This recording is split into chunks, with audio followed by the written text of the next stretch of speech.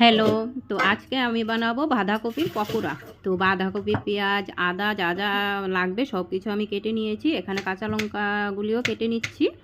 তারপরে এতে কর্নফ্লাওয়ার, বেসন, হলুদ, লবণ যা যা লাগবে সব কিছু দিয়ে মেখে নেব।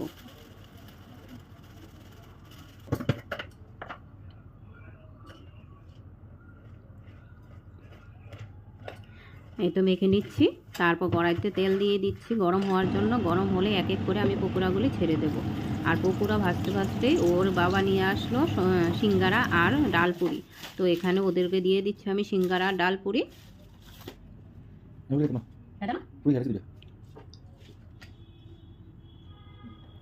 তারপর আমিও নিয়ে বসবো নিজে খাওয়ার জন্য। এই তো আমিও বসে পড়লাম, এখন আমি খাবো। আর আমার ভিডিওগুলি যদি ভালো লাগে প্লিজ সাবস্ক্রাইব করে দিও। ওকে, বাই।